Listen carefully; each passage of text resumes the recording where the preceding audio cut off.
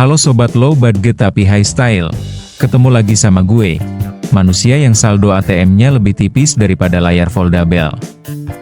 Tahun 2026 ini, teknologi makin gila, ada AI yang bisa ngerjain tugas kuliah, ada mobil terbang yang masih macet di Kalimalang, tapi yang paling penting, HP 2 jutaan sekarang speknya udah kayak HP flagship zaman purba. Hari ini kita bakal bahas 7 HP di bawah 3 juta yang saking murahnya, bikin CEO merek sebelah kena asam lambung. Siapkan kopi, siapkan mental, karena kita akan masuk ke dunia, mending ini daripada itu.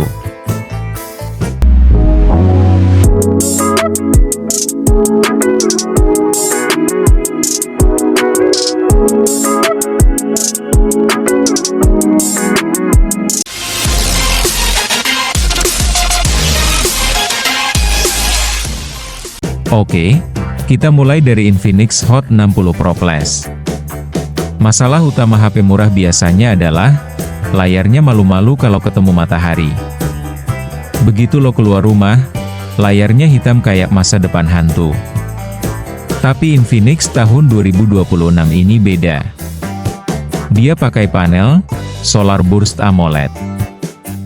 Kecerahannya 4500 nits, kawan-kawan. Gue kasih tahu ya, ini kalau lo nyalain senternya di malam hari, warga sekampung bakal bangun karena dikira udah subuh. Lo mau bales chat Ayang di tengah padang pasir jam 12 siang? Gampang. Masalahnya cuma satu, mata lo yang kuat apa enggak? Gue saranin beli HP ini sepaket sama obat tetes mata. Terus lihat refresh rate-nya, 144 HET. Lu usap layarnya ke atas, aplikasinya terbang saking mulusnya. Chipset Helio G200-nya skor Antutunya udah tembus 600.000 lebih. Buat main Mobile Legends, hero-nya bukan cuma lari, tapi berasa beneran hidup. Tapi ya gitu, saking semangatnya ini chipset kerja, suhu HP-nya bisa buat ngeringin jemuran kolor yang belum kering karena hujan. Worth it? Banget! Kalau lo butuh penghangat ruangan portable.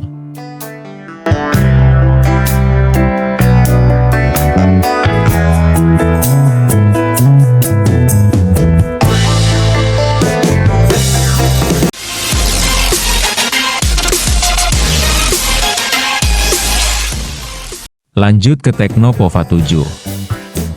HP ini didesain buat lo yang punya fobia lihat persentase baterai di bawah 90%.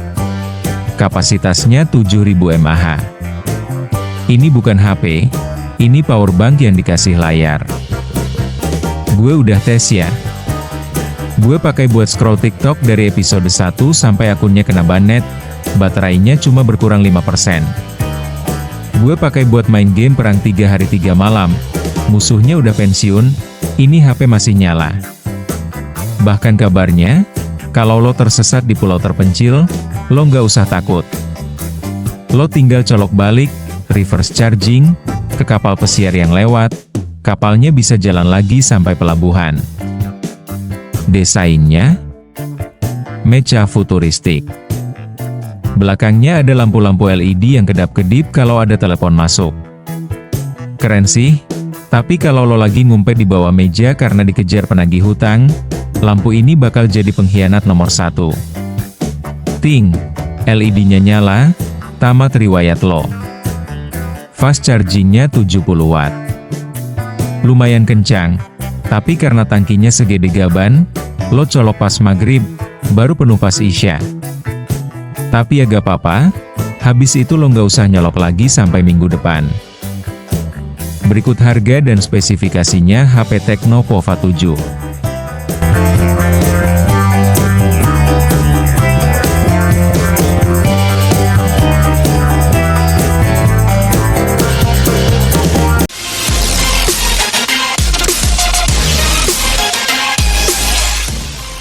Nah, ini dia. Samsung Galaxy A17. HP untuk kaum yang gak mau pusing sama urusan gaib, atau HP meledak. Lo beli ini karena lo pengen ketenangan batin. Kenapa gue bilang tenang? Karena One UI itu software paling stabil sejagat raya. Gak ada iklan tiba-tiba muncul nawarin pinjol atau judi slot pas lo lagi buka galeri. Tapi ada harganya. Harganya adalah kesabaran. Chipset Exynos 1480-nya emang udah oke buat harian. Tapi kalau lo ajak main game berat, dia bakal bisikin lo, "Mas, mending kita baca buku aja yuk, atau dengerin podcast." Kelebihan mutlaknya ada di kamera. Sensor 50MP-nya punya skin tone yang paling manusiawi. Kalau lo selfie pakai HP nomor 1 atau 5 tadi, muka lo bisa jadi putih porselen kayak Dracula kena tipes. Tapi di Samsung, jerawat lo bakal terlihat estetik dan berwibawa.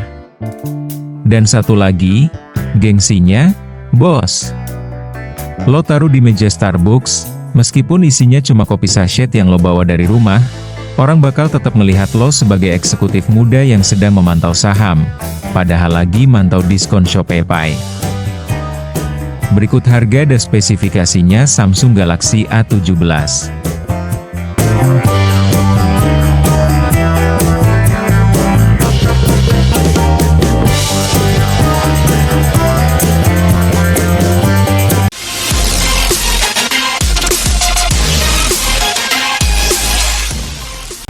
Oke, kita masuk ke area berbahaya.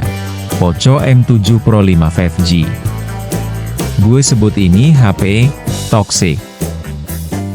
Kenapa? Karena dia hobi banget bikin HP harga 5 juta ke atas jadi kelihatan gak berguna.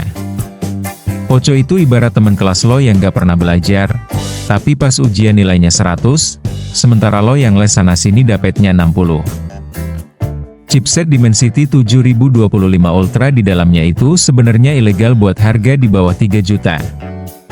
Gue tes main Genshin Impact di settingan, "Hai, HP-nya cuma bilang, cuma segini doang kemampuan lo?" Layarnya udah 15K Crystal Res. Tajem banget, kawan. Lo bisa lihat pori-pori musuh lo dari jarak 2 km. Masalahnya cuma satu. Desainnya. Poco itu nggak pernah bisa santai. Modul kameranya segede jendela rumah tipe 36. Warnanya, kuningnya tuh kuning, gue di sini, lihat gue. Kalau lo pakai ini di tempat umum, orang nggak bakal tanya, HP apa itu? Tapi bakal tanya, "Mas, itu mau ikut lomba balap lari atau gimana?" Tapi ya bodo amat sama desain, yang penting performanya bikin kompetitor kena mental.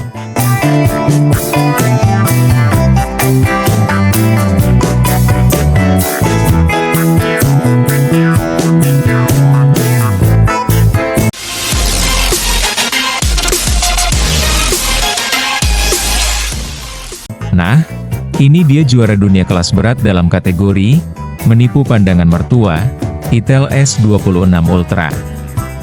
Kalau lo lihat dari jarak 5 meter, lo bakal dikira pakai HP harga 25 juta yang logonya buah digigit itu. Kameranya 3, tata letaknya sama, bahkan dynamic bar-nya juga ada di layar depan. Itel bener-bener penganut paham, amati, tiru, modifikasi, tapi harganya dipotong 90%. Tapi jangan ketawa dulu. Dengan harga 2,5 jutaan, dia berani kasih internal storage 256GB dan RAM 8GB. Ini gila. Lo bisa simpen semua video unboxing yang pernah lo tonton, plus koleksi film satu kelurahan di sini. Layarnya juga udah melengkung, curved display. Berasa pakai HP mahal banget pas lagi diusap-usap. Minusnya? Ya jangan berharap dalemannya secanggih tampilannya. Chipsetnya Unisoc T820. Buat sosmed dan multitasking sih lari, tapi kalau diajak kerja Rodi, dia bakal agak sedikit culture shock. Intinya, ini HP buat lo yang pengen gaya, old money, tapi budget, no money. Sangat solutif untuk urusan prestige di depan gebetan.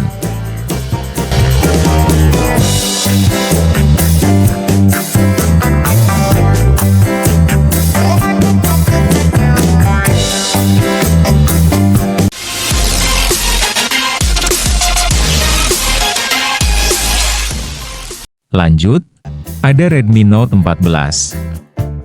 Gue menyebutnya HP PNS, alias paling normal sedunia. Kenapa? Karena dia nggak neko-neko. Dia nggak mau jadi yang paling kenceng, nggak mau jadi yang paling mirip iPhone, dia cuma mau jadi HP yang bener. Kameranya 50 megapiksel pakai sensor Sony. Hasil fotonya jujur banget. Nggak lebay, nggak pucet. Pas buat lo yang kalau foto pengennya satset langsung upload. Layarnya AMOLED 120Hz, standar emas 2026. Yang gue suka dari Redmi itu build quality-nya. Berasa kokoh. Lo lempar ke kasur atau ketindih pas tidur, dia tetap tegar berdiri. Tapi ya itu, penyakit Xiaomi dari dulu, sensor proximity-nya kadang suka ngantuk. Lagi teleponan, layarnya nyala sendiri, terus pipi lo nggak sengaja mencet tombol mute, atau malah mutusin telepon pas lagi berantem sama pacar. Makin runyam kan hidup lo? Tapi di luar drama itu, ini adalah pilihan paling aman buat umat manusia. Berikut harga dan spesifikasinya.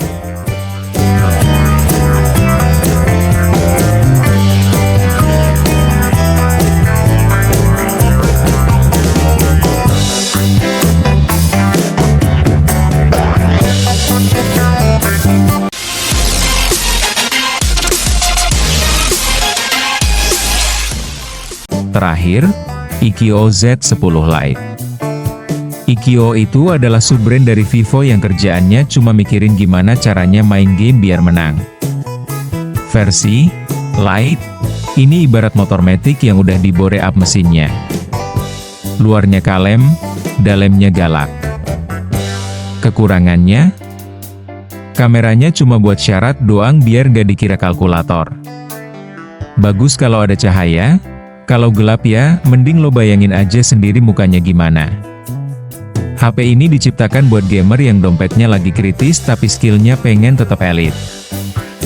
Fokus di performa, lupakan estetika.